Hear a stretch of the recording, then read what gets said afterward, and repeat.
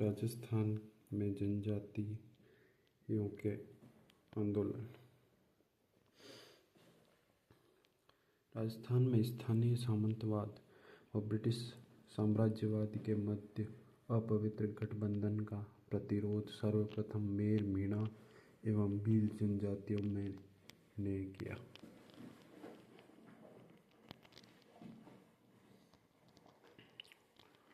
मेर विद्रोह। मेर द्वारा आबाद क्षेत्र अंग्रेजों के आगमन के पूर्व सीधे तौर पर किसी राजनीतिक सत्ता के नियंत्रण में नहीं था। मेरों द्वारा आबाद क्षेत्रों के भूभाग मेवाड़, मारवाड़, अजमेर के अंतर्गत थे, किंतु मेरों पर इनका राजनीतिक व प्रशासनिक नियंत्रण नहीं था। सर्वप्रथम अंग्रेजों ने उन्हें अपने पूर्ण नियंत्रण में लाने का प्रयास किया था। यही मेरों के विद्रोह का प्रमुख कारण बना। सन 1818 में अजमेर के अंग्रेज सुप्रिटेंडेंट एफ विल्डर ने झाक एवं अन्य गांवों जो मेरवाड़ा क्षेत्र के केंद्र बिंदु माने जाते थे के साथ समझौता किया, जिसके अनुसार मेरों ने लूटपाट न करने की सहमति प्रदान की। मार्च 1819 में विल्डर ने किसी साधारण घटना को मेरों द्वारा उपयुक्त समझौते को तोड़ना सिद्ध करते हुए मेरवाड़ा पर आक्रमण कर दिया। उसने नसीराबाद से सैनिक साथ लेकर मेरों के खिलाफ दंडात्मक अभियान आरंभ किया। मेरों को दंडित किया गया तथा उन पर नियमित निगरानी रखने के लिए मेरवाड़ा क्षेत्र में पुलिस चौकियां स्थापित की। इस प्रकार अंग्रेजों द्वारा मेरों को घेरने की नीति आरंभ की गई। अंततः प्रतिक्रिया स्वरूप मेरों ने सन 1820 के आरंभ से ही जगह जगह विद्रोह कर दिया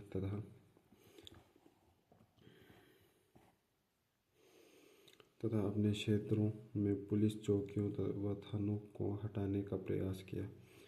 नवंबर 1820 में झाक नामक स्थान पर ब्रिटिश पुलिस के हत्याकांड ने अंग्रेजों तथा साथ ही मेवाड़ एवं मारवाड़ राज्यों को भयभीत कर दिया।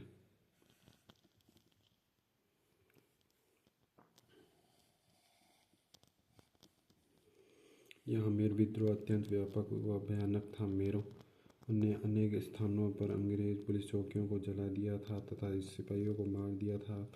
बढ़ते हुए मेर विद्रोह को दबाने के लिए अंग्रेजी सेना की 3 बटालियनों मेवाड़ एवं मारवाड़ की संयुक्त सेनाओं ने मेर पर आक्रमण किया, जिसमें भारी जनधन की हानि हुई। ये सेनाएं जनवरी 1821 के अंत तक मेर विद्रोह का दमन करने में सफल रही। 1822 में मेरवाड़ा बटालियन ब्यावर मुख्यालय पर स्थापित की गई।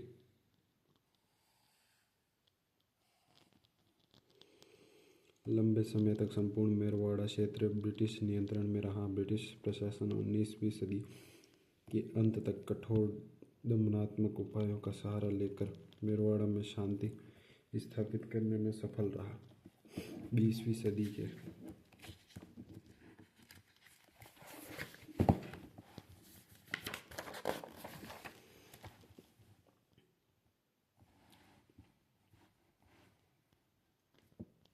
20वीं सदी के प्रारंभिक वर्षों में अंग्रेजों ने मेरों में समाज सुधार गतिविधियों का प्रारंभ किया। इस प्रकार अंग्रेज 1947 तक मेर विद्रोहों को नियंत्रित करने में सफल रहे। विद्रोह। भील विद्रोह। भील मूलतः एक शांतिप्रिय जनजाति रही है। वे अंग्रेजों के आगमन तक स्वतंत्र जीवन व्यतीत कर रहे थे। 1818 के पश्चात उनके ऊपर स्थापित अर्ध सामंती व अर्ध औपनिवेशिक नियंत्रण ने उन्हें विद्रोह के लिए बाध्य किया। 1818 में उदयपुर राज्य के भीलों ने अनेक कारणों से विद्रोह किया। एक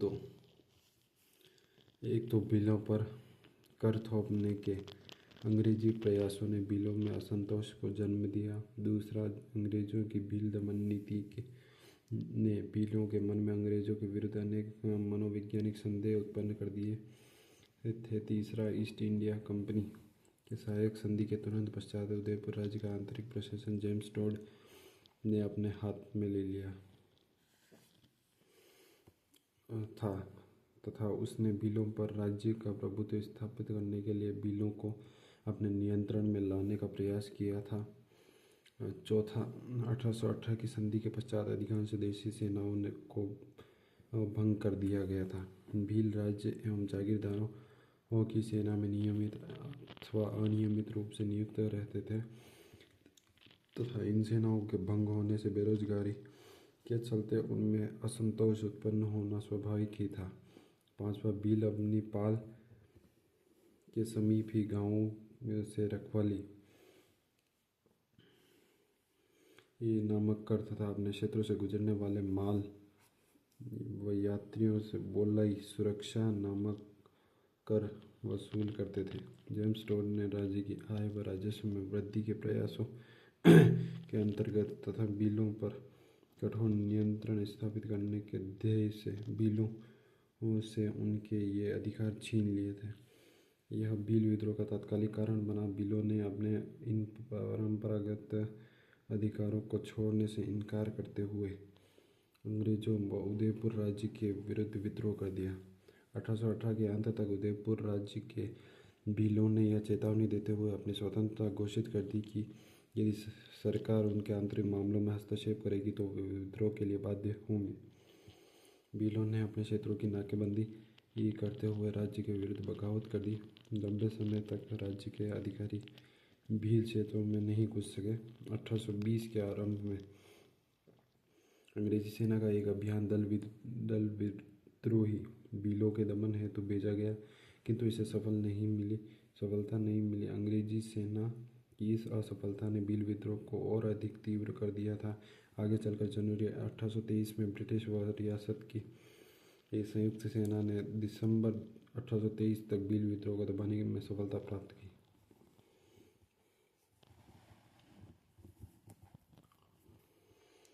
उदयपुर राज्य के भील विद्रोह से प्रभावित होकर डूंगरपुर व बांसवाड़ा राज्य के भीलों ने भी अल्प अशांति उत्पन्न की तथा 1825 में आदिवासी विद्रोही की बिखरी हुई घटनाएं घटी। डूंगरपुर राज्य में स्थिति अधिक गंभीर थी, इसलिए भीलों के दमन हेतु तो अंग्रेजी सेना भेजी गई, किंतु वास्तविक संघर्ष आरंभ होने के पूर्व ही भील मुखियाओं ने मई 1825 में समझौता कर लिया। इसी प्रकार का समझौता डूंगरपुर राज्य की सिमुर, वारू, देवल एवं नंदूपालों के भीलों ने भी किया। उपयुक्त समझौते के प्रावधान एक पक्षीय थे, किंतु इनके माध्यम से अंग्रेज लंबे समय तक डूंगरपुर राज्य में शांति बनाए रखने में सफल रहे। उदयपुर राज्य के भीलों ने कभी भी इस प्रकार की शर्त स्वीकार नहीं की तथा अंग्रेजों व उदयपुर राज्य के समक्ष समर्पण नहीं किया। जनवरी 1826 में गिरासिया भील मुखिया दौलत सिंह एवं गोविंदराम ने अंग्रेजों व उदयपुर राज्य के खिलाफ विद्रोह कर दिया था। 1826 में लंबी बातचीत के उपरांत दौलत सिंह के आत्मसमर्पण के पश्चात ही यह विद्रोह समाप्त हुआ। अंग्रेजों व उदयपुर राज्य ने 1838 तक भीलों के प्रति उदार नीति अपनाई, क्योंकि दमनात्मक सैनिक आक्रमणों के वांछित परिणाम प्राप्त नहीं हुए थे। यूँ छूट-फूट भील उपद्रव की घटनाएं जारी रहीं, किंतु कुल मिलाकर 1838 तक उदयपुर राज्य में अशांति हुई। 1836 में बांसवाड़ा राज्य में भील उपद्रव हुए, जिन्हें अंग्रेजी सेना की सहायता से बांसवाड़ा के महारावल ने तुरंत नियंत्रित कर दिया था। अंग्रेजों ने बल प्रयोग के उपाय नहीं छोड़े, बल्कि मेरवाड़ा बटालियन की पद्धति पर भीलों के विरुद्ध लंबी सैनिक योजना तैयार की, जिसके अंतर्गत भीलों पर नियंत्रण स्थापित करने के उद्देश्य से भीलों की सेना के गठन का निर्णय किया। अप्रैल 1841 में गवर्नर जनरल ने अपनी सलाहकार परिषद की सलाह पर मेवाड़ भील कोर के गठन को स्वीकृति प्रदान कर दी। मेवाड़ भील कोर का मुख्यालय उदयपुर राज्य के खेरवाड़ा में रखा गया। मेवाड़ के भील क्षेत्रों में खेरवाड़ा एवं कोटड़ा में 2 छावनियाँ स्थापित की गई। अंग्रेजों के सैनिक उपाय कुछ समय तक ही भीलों को शांत रख सके थे। 1844 में बांसवाड़ा राज्य में छुटपुट भील विद्रोह हुए। इसी समय माही काठा एजेंसी के अंतर्गत पोसीना गुजरात एवं सिरोही राज्य के भील व रसिया विद्रोही हो गए थे।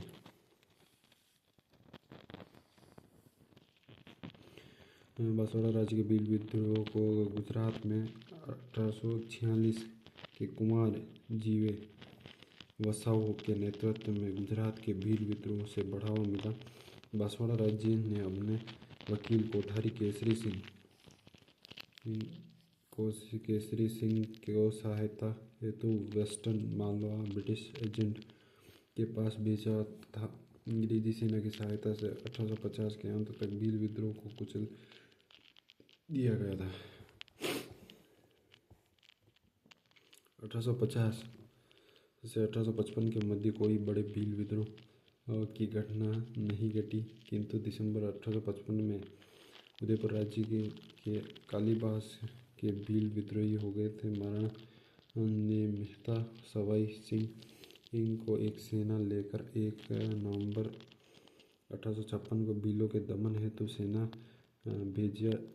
हेतु भेजा। सेनाओं ने गांवों में आग लगा दी तथा भारी संख्या में भीलों की मौत के घाट उतार दिया गया। 1860 तक निरंतर छुटपुट भील विद्रोह की घटनाएं घटती रही। 1857 की क्रांति के दौरान भी भील विद्रोह की संभावना थी, किंतु भील इस राष्ट्रीय क्रांति से अनभिज्ञ थे तथा राजकीय पलटनों ने अंग्रेजों के प्रति विद्रोह नहीं किया।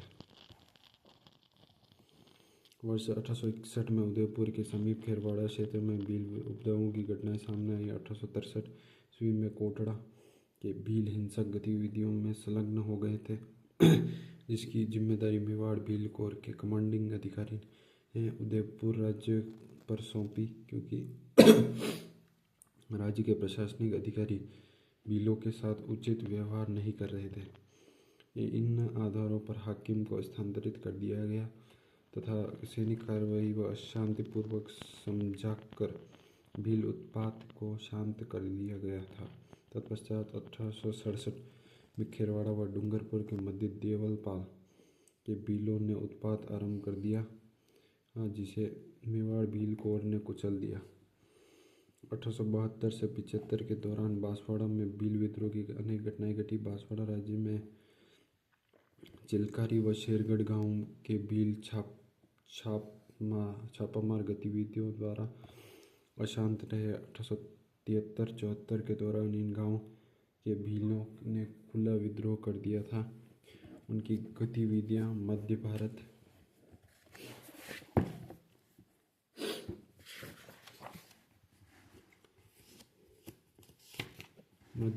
के सेलाना व झाबुआ राज्यों तक फैल गई थी। 1881-82 में उदयपुर राज्य के भील अंग्रेजों व राज्य के विरुद्ध उठ खड़े हुए थे। यह 19वीं सदी का सबसे भयानक भील विद्रोह सिद्ध हुआ। असल में यह लंबे समय से एकत्रित भील आक्रोश का विस्फोट था। 26 मार्च 1881 की रात राज्य की सेनाएं मामा अमान सिंह एवं लोनारगन अंग्रेज प्रतिनिधि के नेतृत्व में बारापाल पहुंची। इसके साथ महाराणा का निजी सचिव श्यामलदास भी था। 27 मार्च को सेना ने बारापाल में सैकड़ों भील झोपड़ियों को जलाकर राख कर दिया। 28 मार्च को पूरे दिन सैनिक अभियान जारी रहा था तथा बारापाल के आसपास भीलों के झोपड़ों को जलाया जाता रहा। फौज की इन कार्रवाइयों से बचने के लिए अधिकांश भीलों ने परिवार सहित स्वयं अपने घरों को उजाड़कर सघन जंगलों व पहाड़ियों की ऊंची चोटियों पर पहुंचकर सुरक्षात्मक स्थिति प्राप्त कर ली थी। अपनी स्थिति सुदृढ़ कर भीलों ने मार्ग में बाधा उत्पन्न कर राज्य की सेनाओं को आगे बढ़ने से रोक दिया। निराश सेना व सेनापतियों ने सुरक्षात्मक स्थिति लेकर रिखवदेव में डेरे डाल दिए थे। यहाँ लगभग 8,000 भीलों ने इन्हें घेर लिया। इस विद्रोह के प्रमुख नेता बिलकपाल का गामेती, नीमा पीपली का खेमा एवं सगतरी का जोता थे। सैनिक अधिकारियों ने भीलों के साथ शांति समझौते के प्रयास किए किंतु कोई सफलता नहीं मिली। महाराणा के निजी सचिव श्यामल दास ने रिखवदेव मंदिर के पुजारी खेमराज भंडारी के माध्यम से भील नेताओं से वार्ता आरंभ की। अंत में 25 अप्रैल 1881 को भीलों के साथ एक समझौता हो गया। राज्य के अधिकारी आधा बराड़ कर छोड़ने, भविष्य में भीलों को जनगणना कार्यों से कष्ट न पहुंचाने एवं विद्रोही भीलों को माफ़ी देने पर सहमत हो गए थे। भीलों ने राज्य के नियमों के पालन करने का वचन देते हुए कानून विरोधी गतिविधियों में संलग्न न होने की स्वीकृति दी। उपयुक्त समझौते ने एक भयंकर भील विद्रोह को शांत अवश्य कर दिया था किंतु पूर्ण शांति स्थापित नहीं हो पाई थी। यद्यपि मेवाड़ की भील समस्या को 19वीं सदी के अंत तक पर्याप्त सीमा तक सुलझा लिया गया था किंतु डूंगरपुर व बांसवाड़ा के भीलों पर विशेष ध्यान नहीं दिया गया था। अंततः 20वीं सदी के प्रारंभिक वर्षों में डूंगरपुर व बांसवाड़ा राज्यों में गोविंदगिरी के नेतृत्व में शक्तिशाली भील आंदोलन आरंभ हुआ। गोविंदगिरी ने भीलों के उत्थान हेतु समाज एवं धर्म सुधार आंदोलन आरंभ किया था जो आगे चलकर राजनीतिक आर्थिक विद्रोह में परिवर्तित हो गया था। गोविंदगिरी डूंगरपुर में बेणसा नामक गांव के निवासी थे और जाति से बंजारा थे। वे स्वयं छोटे किसान थे। उनकी निर्धन आर्थिक दशा एवं उनके पुत्रों व पत्नी की मृत्यु ने उन्हें अध्यात्म की ओर प्रेरित किया तथा वे सन्यासी बन गए। वे कोटा बूंदी अखाड़े के साधु राजगिरी के शिष्य बन गए। उन्होंने धूनी स्थापित कर एवं निशान ध्वज लगाकर आसपास के क्षेत्र में भीलों को आध्यात्मिक शिक्षा देना आरंभ किया। गोविंदगिरी के विचारों ने भीलों को जागृत किया एवं उन्हें अपनी दशाओं व अधिकारों के प्रति जागरूक बनाया। इन विचारों ने उन्हें यह सोचने के लिए भी बाध्य कर दिया कि उनके वर्तमान शासकों ने उन्हें पराधीन कर रखा है जबकि वे स्वयं इस भूमि के स्वामी थे एवं इन्हें इस पर पुनः शासन करना चाहिए। इस प्रकार यह समाज एवं धर्म सुधार आंदोलन आर्थिक एवं राजनीतिक आंदोलन में बदलता जा रहा था।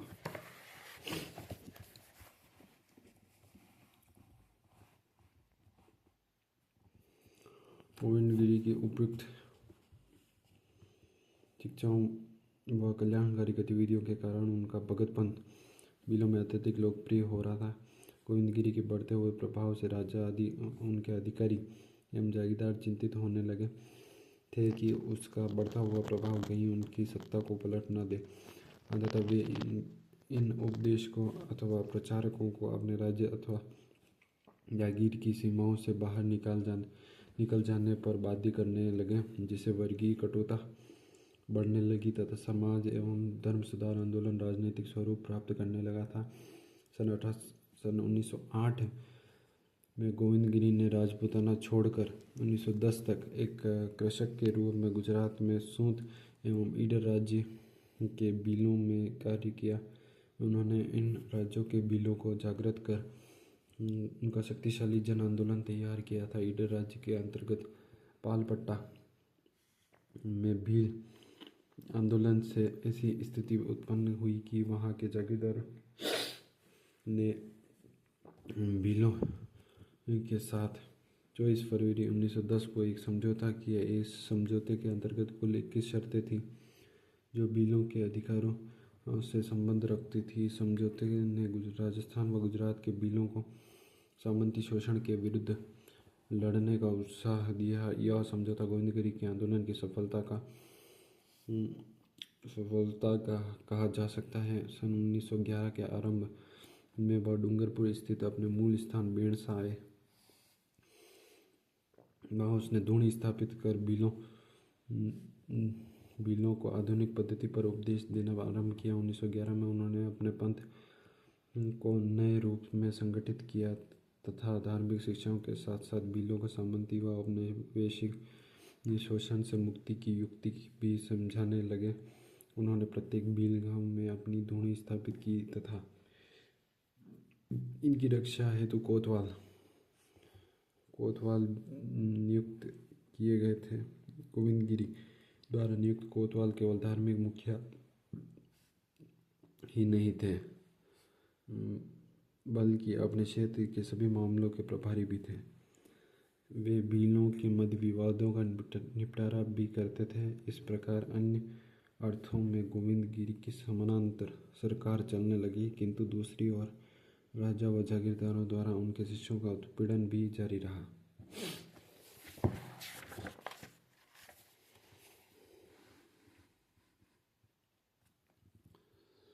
बेड़सा गोविंदगिरी की गतिविधियों का केंद्र बना। ईडर, सूंद, बांसवाड़ा व डूंगरपुर राज्यों तथा पंचमहल व खेड़ा जिले के भील वहां आने लगे। इस आंदोलन का प्रभाव संपूर्ण दक्षिणी राजस्थान के राज्यों व बम्बई सरकार के अंतर्गत गुजरात के भील क्षेत्रों में फैल गया था। उनके बढ़ते हुए प्रभाव से भयभीत होकर अप्रैल 1913 में डूंगरपुर पुलिस ने उन्हें गिरफ्तार कर लिया तथा उनका सभी सामान जब्त कर लिया था तथा उन्हें उन धार्मिक पंथ को छोड़ने के लिए धमकाया। सामंती एवं औपनिवेशिक सत्ता द्वारा उत्पीड़क व्यवहार ने गोविंदगिरी एवं उनके शिष्यों को सामंती व औपनिवेशिक दासता से मुक्ति प्राप्त करने हेतु भील राज्य की स्थापना की योजना बनाने की ओर प्रेरित किया।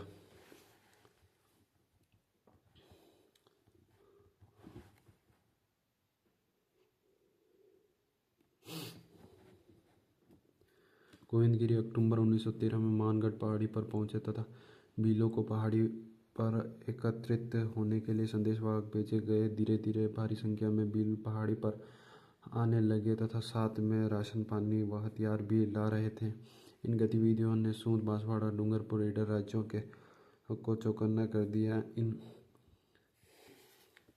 इन सभी राज्यों में अपने संबंधित अंग्रेज अधिकारियों से मानगढ़ पर भीलों के जमावड़े व पालों में युद्ध के लिए तैयारी कर रहे भीलों को कुचलने की प्रार्थना की। 6 से 10 नवंबर 1913 में मेवाड़ भील कोर की 2 कंपनियां 104 वेलेजली राइफल्स की एक कंपनी व 7वीं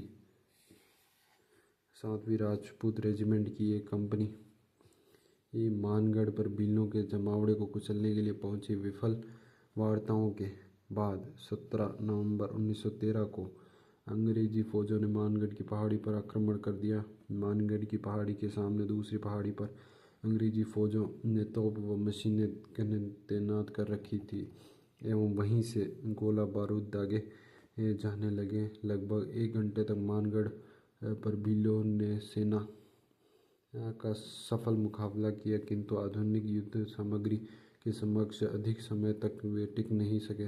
मानगढ़ की पहाड़ी के नीचे तैनात अंग्रेजी फौज पहाड़ी को घेरते हुए ऊपर पहुंची तथा भीलों को अंधाधुंध गोलियों से भूनना आरंभ कर दिया। भीलों में भी भगदड़ मच गई। कुछ ही समय में पहाड़ी पर भीलों ने आत्मसमर्पण कर दिया। उसके उपरांत भी भीलों का कत्लेआम जारी रहा। अंग्रेजी दस्तावेजों के अनुसार कुल 100 भील मारे गए थे तथा 900 भीलों को बंदी बना लिया गया। इनके साथ ही गोविंदगिरी व पुंजा को भी बंदी बना लिया गया था।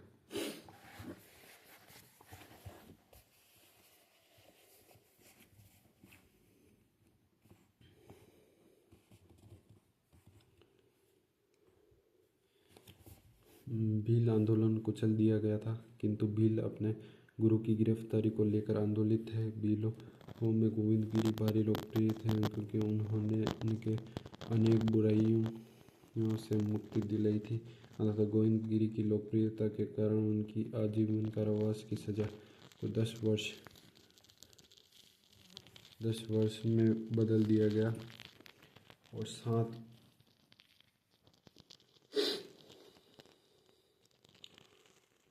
वर्ष के पश्चात इस शर्त पर रिहा कर दिया गया कि वे सूंठ, डूंगरपुर, बांसवाड़ा, कुशलगढ़ एवं बिडर राज्यों में प्रवेश नहीं करेंगे।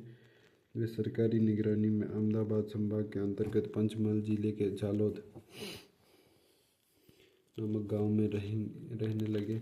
इसी स्थान पर सभी क्षेत्रों के भगत भील उनके प्रवचन सुनने वहां पहुंचने लगे।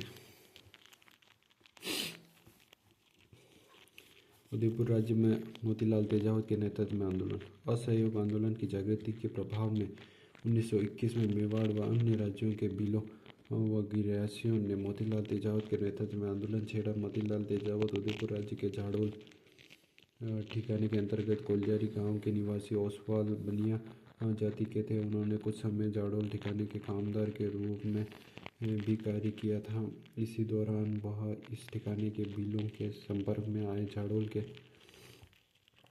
के जागीरदार के साथ कुछ मतभेद हो जाने के कारण उन्होंने ठिकाने की नौकरी छोड़कर परचून का व्यवसाय आरंभ किया। वह भील क्षेत्रों में घूम कर मिर्च, मसाला आदि बेचते थे तथा पोसीना ठिकाने में सामलिया नामक स्थान पर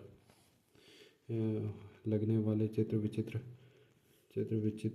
के मेले में नियमित रूप से दुकान लगाते थे। अंततः अपने व्यापार के माध्यम से वह उदयपुर राज्य के भीलों के अत्यधिक निकट संपर्क में आए।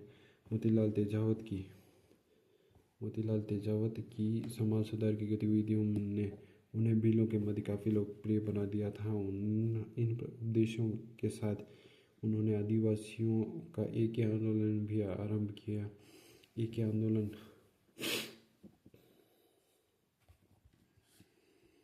ही आंदोलन का उद्देश्य राज्यों व जागीरदारों द्वारा किए जाने वाले भीलों पर सभी प्रकार के शोषण के विरुद्ध संयुक्त रूप से विरोध करना था। मोतीलाल तेजावत की गतिविधियां तो झाड़ोल जागीर तक ही सीमित थी, किंतु उनका प्रभाव अन्य भील क्षेत्रों में भी तीव्र गति से फैल रहा था।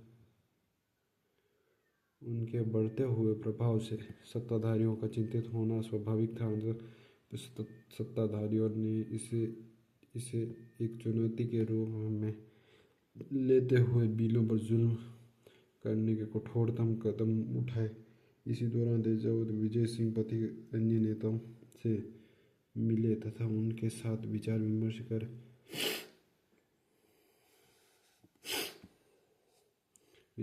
कर भीलों की समस्याओं के समाधान हेतु कार्यक्रम तैयार किया। वह असहयोग आंदोलन से बहुत प्रभावित थे तथा वह भीलों का ऐसा ही आंदोलन छेड़ना चाहते थे। इस समय तक बिचौलिया किसान आंदोलन अपनी चरम सीमा पर था, जिसने तेजावत को भी उत्साहित किया तथा जब उसे बिचौलिया के नेताओं से समर्थन का आश्वासन मिल गया तो उसने अपने कार्यक्रम को अंतिम रूप प्रदान किया। जुलाई 1921 में उन्होंने भीलों का करबंदी सहित असहयोग आंदोलन आरंभ कर दिया था। झाड़ोल का शासक सामंत इस स्थिति से चिंतित हो गया था एवं स्थिति को नियंत्रण में लाने के ध्येय से उसने 19 अगस्त 1921 को मोतीलाल तेजावत को गिरफ्तार कर लिया। और तेजावत की गिरफ्तारी ने भीलों को और अधिक उत्तेजित कर दिया था और अपने नेताओं को मुक्त कराने के लिए हजारों भील एकत्रित हो गए। भीलों के भारी जमावड़े ने तेजावत को मुक्त कराने हेतु ठाकुर को बाध्य कर दिया था। इसके पश्चात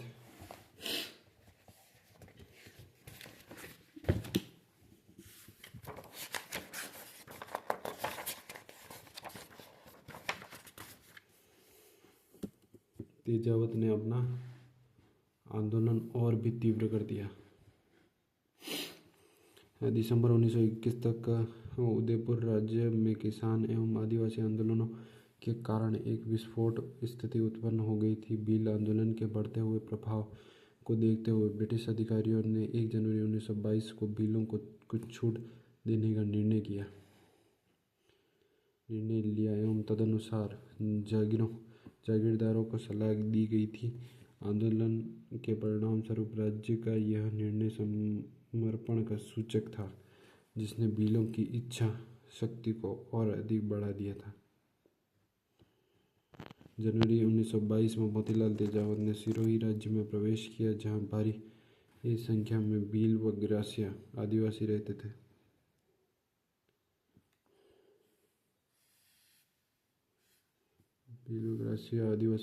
वे उदयपुर के आंदोलन से बहुत प्रभावित थे एवं सिरोही में ऐसा ही आंदोलन छेड़ना चाहते थे। वास्तव में मोतीलाल तेजावत उदयपुर राज्य के भय से उदयपुर से भागकर सिरोही नहीं गए थे, बल्कि उन्हें सिरोही के भीलों व ग्रासियों ने अपने मार्गदर्शन हेतु आमंत्रित किया।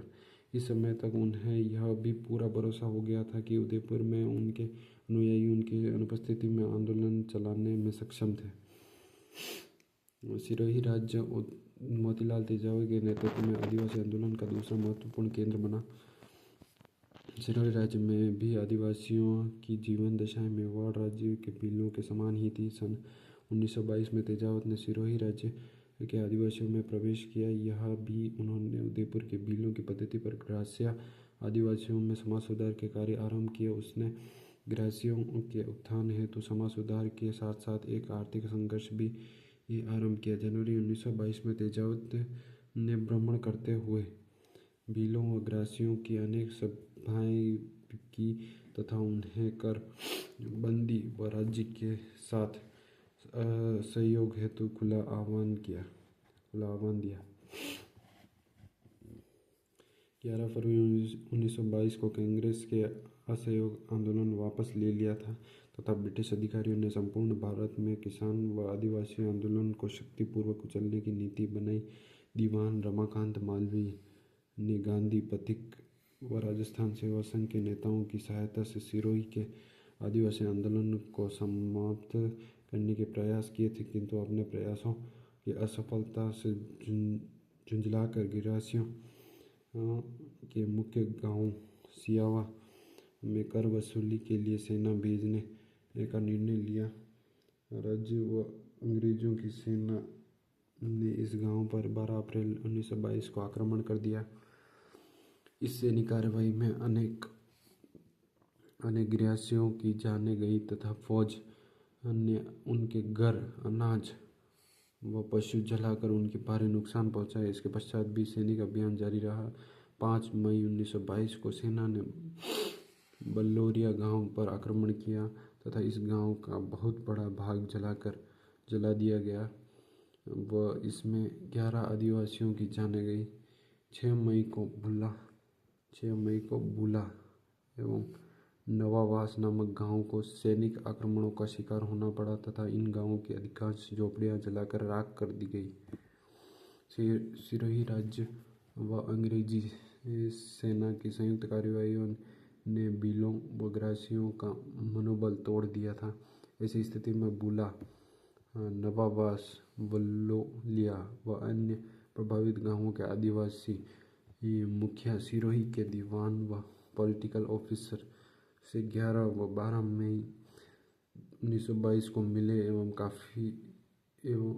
एकी की शपथ तोड़ने हेतु सहमति व्यक्त की। इन अधिकारियों के समक्ष आदिवासी मुखियाओं ने एक ही आंदोलन की निंदा करते हुए इससे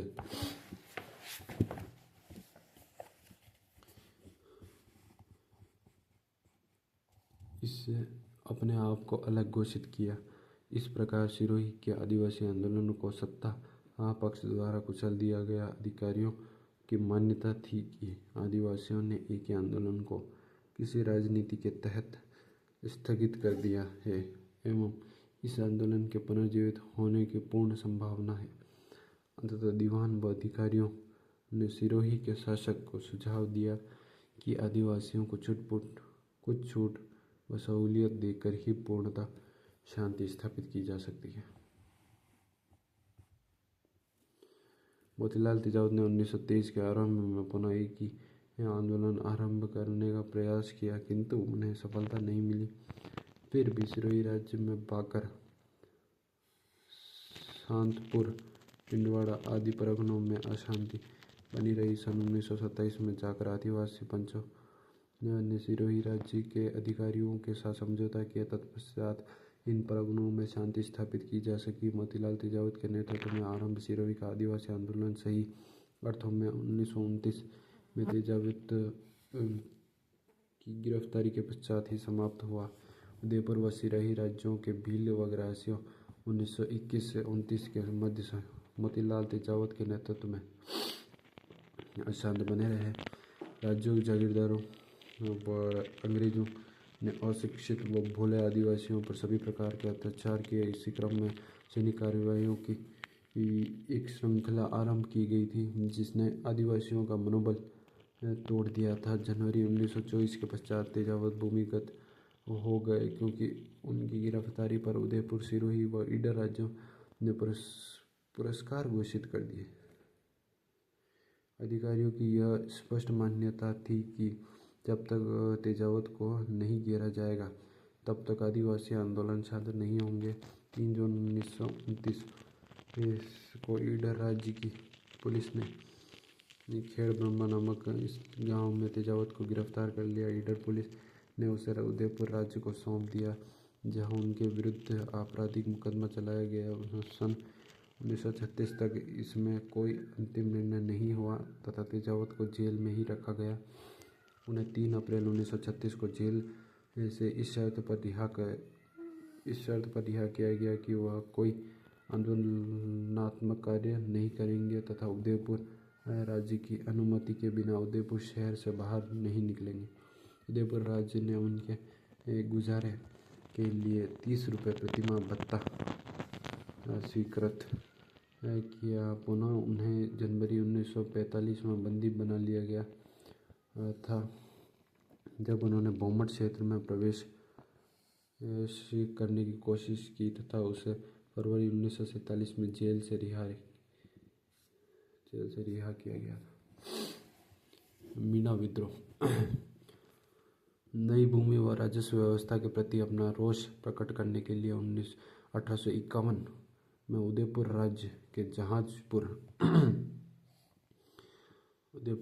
जहाजपुर परगने के मीणों ने अंग्रेजों के विरुद्ध विद्रोह कर दिया था। इस क्षेत्र की मीणा जाति पर्याप्त रूप में किसी भी राजनीतिक सत्ता से मुक्त थी, केवल महाराणा मेवाड़ की प्रतीकात्मक सत्ता स्वीकार करते थे।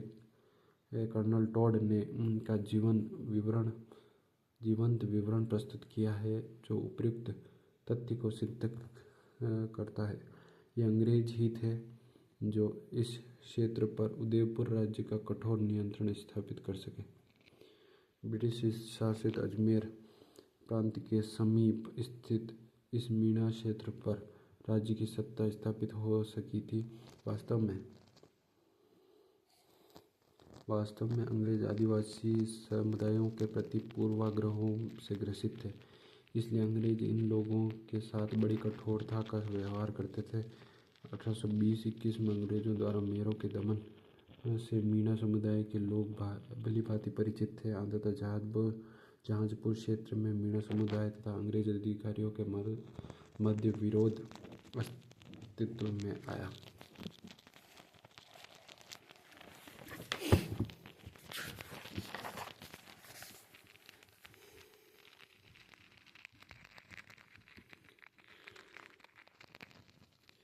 मीणा के विद्रोह केवल अंग्रेजों के विरुद्ध ही नहीं थे, बल्कि वे संबंधित रियासतों के विरुद्ध भी थे, जिनके माध्यम से अंग्रेज अपनी नीतियों को क्रियान्वित करवा रहे थे। महाराणा मेवाड़ 1851 में जहाजपुर परगने में नया हाकिम नियुक्त किया। नवनियुक्त हाकिम मेहता रघुनाथ सिंह परगने से धन कमाने में व्यस्त था और उसने अपना ध्यान मुख्य तौर पर परगने की आय में वृद्धि तथा खर्चे में कमी पर केंद्रित किया। प्रशासनिक सुधारों के नाम पर जनता से धन वसूली की प्रतिक्रिया के फलस्वरूप बहुसंख्यक मीणा समुदाय ने विप्लव का रास्ता अपनाया। विद्रोही मीणाओं ने न केवल राजस्व अधिकारियों व सूदखोरों को लूटा, बल्कि समीप स्थित अजमेर मेरवाड़ा के अंग्रेजों के प्रांत पर भी धावे मारे। अंग्रेज अधिकारियों की शिकायतों के आधार पर महाराणा ने हाकिम का स्थानांतरण कर मेहता अजीत सिंह को विद्रोही मीणाओं के दमन के कठिन कार्य को पूरा करने के उद्देश्य से हाकिम नियुक्त किया। वह उदयपुर से एक सेना लेकर रवाना हुआ। इसके साथ शाहपुरा, बनेड़ा, बिचौलिया, भैंसरोडगढ़, जहाजपुर, मांडलगढ़ के जागीरदारों की सेनाएं सम्मिलित थी। इनके अतिरिक्त भीम पल्टन व एकलिंग पल्टन के सिपाही 2 तोपों सहित इस सेना के साथ जोड़े गए।